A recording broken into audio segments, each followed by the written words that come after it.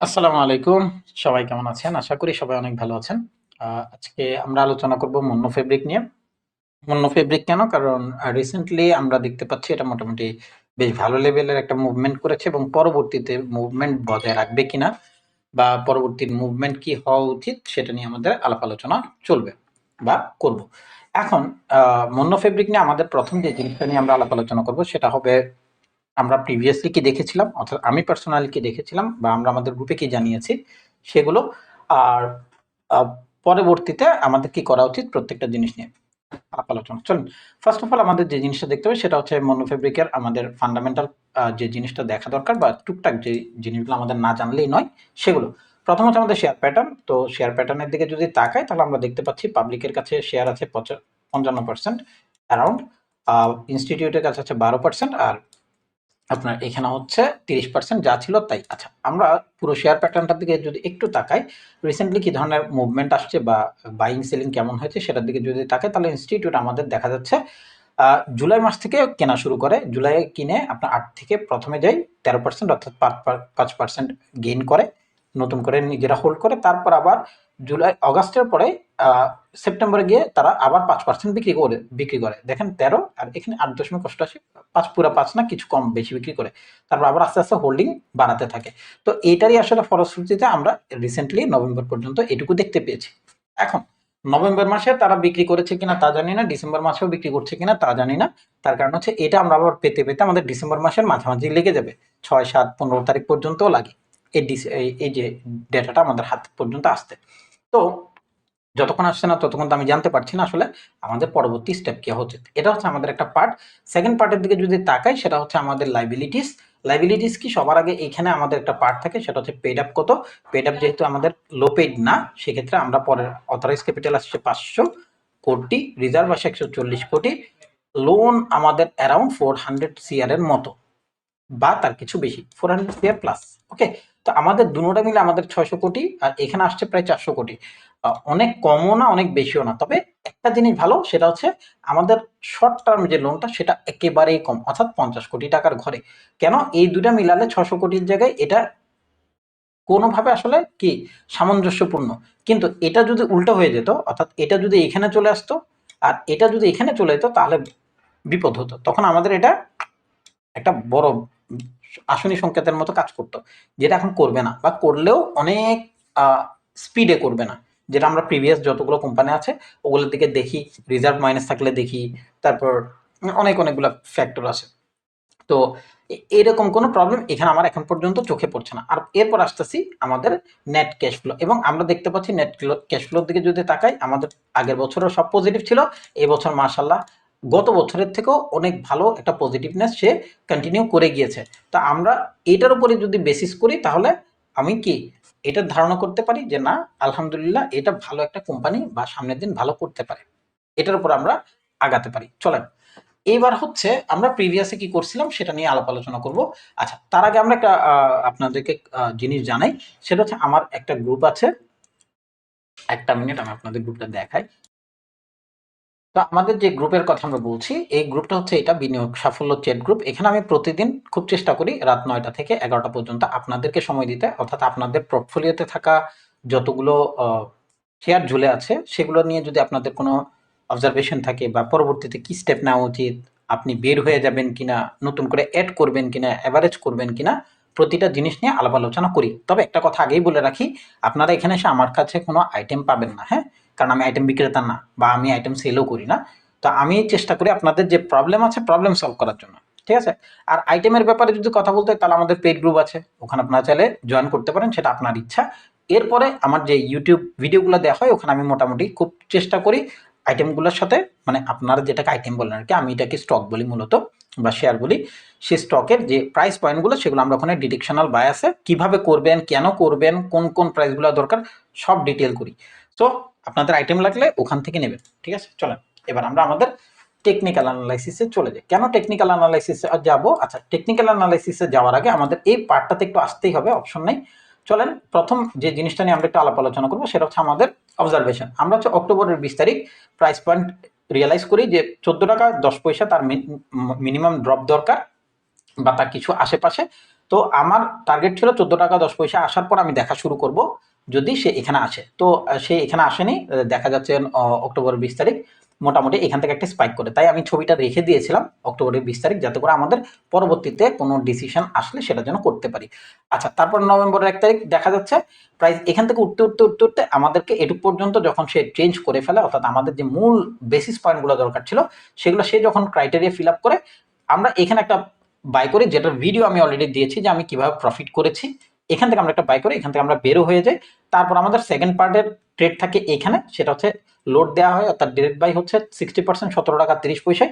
এখান থেকে বাই করার পরে আমরা কিছু লোড রাখি, রাখার পরে আপনারা দেখেন 17 তারিখ এই দেখেন প্রাইস এখান থেকে যখন নিচে ড্রপ করা স্টার্ট করে, তারপর আমাদের গিয়ে আমরা আবার সেকেন্ড লোড দিই 40% 16 টাকা 10 পয়সা।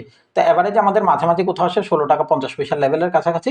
আমরা মোটামুটি এটুক পর্যন্ত ট্রেডটা হোল্ড করি, ঠিক এটুক পর্যন্ত, হ্যাঁ 19 টাকা 50 পয়সা পর্যন্ত। কারণ আমার এরপর আসলে দরকার পড়েনি বা দরকারের প্রয়োজনে মনে হয়নি। আমরা ওখান থেকে বের হয়ে যাই যখন এই ক্যান্ডেলটা করে, তারপরে আমরা মোটামুটি মার্কেট থেকে বের হয়ে গেছি 20 টাকা 35 পয়সার আশেপাশে। এত উপরে যায়নি, 19 টাকা 50 পয়সার উপরেই আমরা হোল্ড করা স্টার্ট করি, যে বিক্রি করা শুরু করি। যখন দেখছি ক্যান্ডেল চলে আসছে আমি বের হয়ে গেছি। আচ্ছা, এটা গেল আমার পার্ট, যে আমি আসলে কি করছিলাম। এবার হচ্ছে আমরা যদি আগামীতে কিছু করতে যাই তাহলে আমাদেরকে কি করতে হবে বা আমাদের কি করা উচিত। চলেন প্রথম হচ্ছে আমাদের এই পার্টটার দিকে যদি তাকাই, তাহলে আমরা একটা জিনিসের বডি দেখতে পাচ্ছি, সেটা হচ্ছে এই হাই থেকে এই লো। সেটা কি? এটা হচ্ছে যতবার প্রাইসটা উপরের দিকে যাওয়ার চেষ্টা করছে ড্রপ করেছে, যতবার উপরের দিকে যাওয়ার চেষ্টা করছে ড্রপ করেছে, কিন্তু সর্বশেষবার যখন প্রাইসটা ব্রেক করে তখন এই অংশটাকে ব্রেক করছে। রাইট ও রং? ওকে, আমরা দেখে ফেললাম যে প্রাইস এখান থেকে ব্রেক করছে। তারপর আমরা কি জানি, যখন প্রাইস এটাকে ব্রেক করে তারপর রিট্রেস করে। দেখেন এখান থেকে যখন সে ব্রেক করে, ব্রেক করার পরে সে রিট্রেস করছে, চলেও আসছে, মাশাআল্লাহ, ভেরি গুড। ওকে, তাহলে আমরা একটা প্রাইস নিলাম, আমি এটাকে ডিলিট করে দেবো, এটা আমার এখন এই মুহূর্তে কোনো কাজ নেই। আমি আপাতত জন্য একটা প্রাইস পয়েন্ট রেডি করলাম, এটা জাস্ট রেডি করছি কেন, আমাদের কিন্তু এখন পর্যন্ত 22 টাকা 94 পয়সার উপরে ট্রেড করেনি। তার মানে আমাদের নেক্সট ট্রেড করতে হবে কত, 22 টাকা 80 পয়সার উপরে সে যখন ট্রেড করবে বা ক্লোজ করবে, তারপর হচ্ছে আমাদের এই পুরো লাইনটা সলিড হবে। ততক্ষণ পর্যন্ত আমার লাইন সলিড হচ্ছে না। আচ্ছা, তো আমার যখন 22 টাকা 80 পয়সার উপরে গিয়ে ট্রেড করবে, দেখেন অলরেডি রেডি হচ্ছে যাওয়ার জন্য। আমি বলছি না যাবেই এরকম কোনো কিছু, বাট যে যদি যাই সেটা আমরা পরবর্তীতে ডেলিতে গিয়ে ডিসিশন নেব সে কি যাচ্ছে কিনা। এখন পর্যন্ত সে যে বায়াসটা রেখে দিছে সেটা 100% বাইং বায়াস, কিন্তু আমার অলরেডি মাসের 19 তারিখ চলে, গত মাসের যে ক্যান্ডেলের সাইজ ছিল সেটার 50% আমরা ফিল আপ করতে পারিনি। Got it? আচ্ছা, এটা একটা গেল পার্ট। সেকেন্ড পার্ট হচ্ছে আমরা এখন পর্যন্ত আমাদের যদি ফিবোনাচি নেই, ফিবোনাচি আমি হয়নি, ফিবোনাচি নিলাম, যেটা ভেজাল করে সেটা ভেজালই করে, দেখছেন, নিলাম ফিবোনাচি, নিলাম এটা, দেখা যাচ্ছে 61 এর লেভেল 78 এর লেভেলের কাছাকাছি প্রাইস কি করে, ড্রপ করে। তো আমি একটা কাজ করি, 78 এর যে লেভেলটা আছে একেবারে একুরেট, সে লেভেলটাকে নিলাম 14 টাকা 60 পয়সা, 53 পয়সা আছে, আমি সেটাকে ইগনোর করলাম।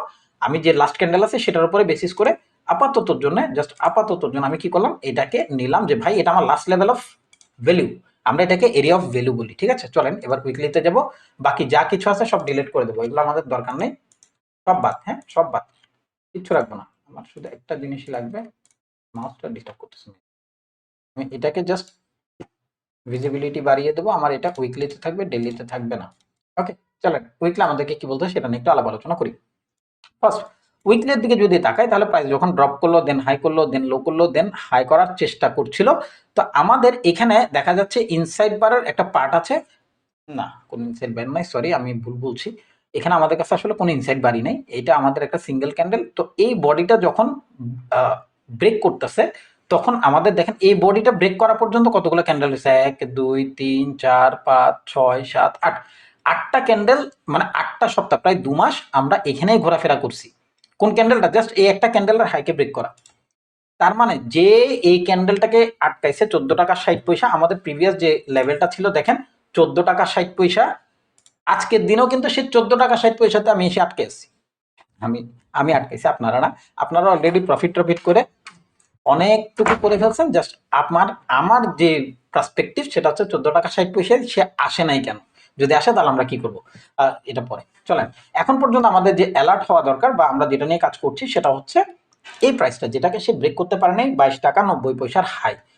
আর এটার উপরের বডি কত, এটাকে আমরা বলি জোন, যখন পুরোটাকে নিয়ে নিই। হ্যাঁ, তো এই উপরের জোন এবং নিচের জোন দুটোটাকে আমরা আপাতত মেজারমেন্টে রাখলাম। যদি প্রাইস এটার উপরে ট্রেড করতে না পারে এবং তারপরে যদি প্রাইস কোনো কারণে 19 টাকা 63 পয়সার নিচে ট্রেড করে ফেলে, দেখেন দুটা পার্ট, একটা পার্ট হচ্ছে সে 23 টাকা 80 পয়সার উপরে ট্রেড করতে পারে না, এটা একটা পার্ট।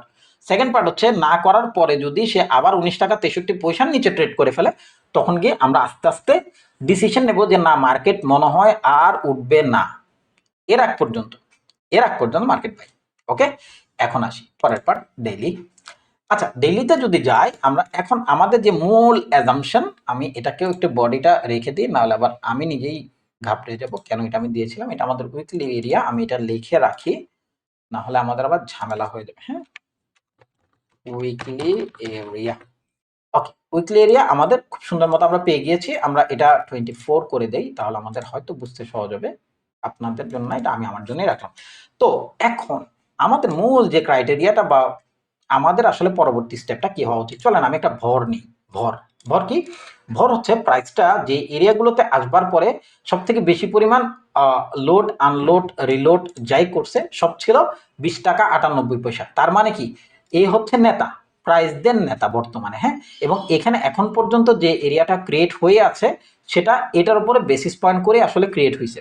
তো প্রাইস যতক্ষণ পর্যন্ত 20 টাকা 98 পয়সার নিচে, 21 টাকায় ধরলাম, 21 টাকার নিচে যতক্ষণ পর্যন্ত সে ট্রেড করতেছে না এবং প্রাইস এখানে আসার পরে কম বেশি ফ্লাকচুয়েট করবে বা স্পাইক করবে, সেটা হচ্ছে 20 টাকা 40 পয়সা 50 পয়সা হোয়াট এভার, এই প্রাইসে আসার পরে প্রাইস কম বেশি স্পাইক করবে। কম বেশি স্পাইক করার পরে একটা প্যাটার্ন ক্রিয়েট করবে লাইক দিস, এভাবে। এখন এখানে যাওয়ার পরে সে যদি এটার উপরে যেতে না পারে, প্রাইস যদি এটা নিচে ট্রেড করে, অর্থাৎ লাস্ট যে এরিয়াটা থেকে সে উঠবে তার নিচে যদি ট্রেড করে ফেলে, আলটিমেট আমাদেরকে আস্তে আস্তে সতর্কতা অবলম্বন করতে হবে বাই করার ক্ষেত্রে। এর আগ পর্যন্ত মার্কেট বাই আছে, এখানে আসবে কম বেশি বাই করবে, এটা শিওর। তারপর উপরে যাওয়ার পরে সে নিচে নামবে, সেটাও শিওর। তো এখন আমাদের মূল বক্তব্য একটাই, যে যতক্ষণ পর্যন্ত সে উপরে আছে সে বাইই আছে, যতক্ষণ সে লাস্ট লোকে ব্রেক করছে না, অর্থাৎ আমি আবারও বলছি সেই একই এরিয়া, সেটা কত, সেটা হচ্ছে এই এরিয়াটা 19 টাকা 80 পয়সার এরিয়া, যতক্ষণ সে ব্রেক করছে না ততক্ষণ পর্যন্ত সে বাই। আরো যদি সিকিউর সেলের জন্য রেডি হই, তাহলে সেটা হচ্ছে 19 টাকা 10 পয়সা। 19 টাকা 10 পয়সার লেভেল যদি সে ব্রেক করে ফেলে, তারপরেই সে উপরে উঠবে, এরপরে সে সেল করবে, এর আগ পর্যন্ত সে সেল করছে না। তো আমাদের একটাই মোটিভ, যতক্ষণ পর্যন্ত সে এখানে আছে, আমি এখান থেকে বাইরে কখনোই পক্ষপাতি না, যতক্ষণ পর্যন্ত অ্যাসিওর করছে না তার আগ পর্যন্ত। কারণ হাই থেকে বাই করার কোনো যুক্তি নাই। ট্রেডিং এ একটা ওয়ার্ড আছে, বাই লো সেল হাই। তো এখন যেহেতু সে হাই চলে গেছে, আমার যুক্তি হচ্ছে সেল করা। বাই কখন করবো, যখন সে লোতে আসবে। তো লো এর এরিয়াগুলো আমরা অলরেডি ডিরেকশনাল বাইসের জন্য আমি আপনাদেরকে দিয়ে দিছি, এখানে যখন আসবে এই এরিয়াগুলো তখন। তো আমাদের প্রথম এরিয়া শুরু হবে কোথায়, সেটা আমরা একটু ফিবোনাচি নিব, লাস্ট এরিয়া অফ ভ্যালু, যেহেতু এটা এখনো সে ব্রেক করে না, তবে আমি এটাকে কনফার্মেশন কিছু দিচ্ছি না। আমাদের মূল বেসিস এরিয়াই কিন্তু এখান থেকে শুরু, যতক্ষণ না এই হাইটাকে ব্রেক করতেছে। এই হাই ব্রেক করবে, তারপর হচ্ছে নতুন এরিয়ার আমরা এটাকে মেজারমেন্ট আনবো। এর আগ পর্যন্ত আমার এরিয়াই হবে এখানে শুরু এবং শেষ, এটা 61 এর লেভেল। ভেরি গুড, এখান থেকে আমাদের মূল দেখা শুরু করতে হবে। ওকে, তো আমাদের এরিয়া অফ ভ্যালু শুরু হচ্ছে তাহলে 16 টাকা 50 পয়সার নিচে, বা 16 টাকা 50 পয়সা যখন আসবে, তারপরে আমরা দেখা শুরু করব। বেটার অপশন 14 টাকা 60 পয়সা যদি আসে, যদি না আসে সেক্ষেত্রে আমাদের প্রথম শুরু হবে এখানে। যদি এটাকে ব্রেক করে ফেলে সেই ক্ষেত্রে এর আগ পর্যন্ত মার্কেট বাই। ওকে, থ্যাংক ইউ, ভালো থাকবেন, সুস্থ থাকবেন, আল্লাহ আপনাদের সবাইকে অনেক ভালো রাখুক, আমার জন্য দোয়া করবেন। আজকে 19শে ডিসেম্বর, আপনারা দেখে রাখেন 19শে ডিসেম্বর, এবং আমার গ্রুপে জয়েন করার জন্য আপনাদের সবাইকে অনুরোধ করছি, এবং সবাই আমার সাথে থাকবেন ইনশাল্লাহ। ধন্যবাদ, সালাম আলাইকুম।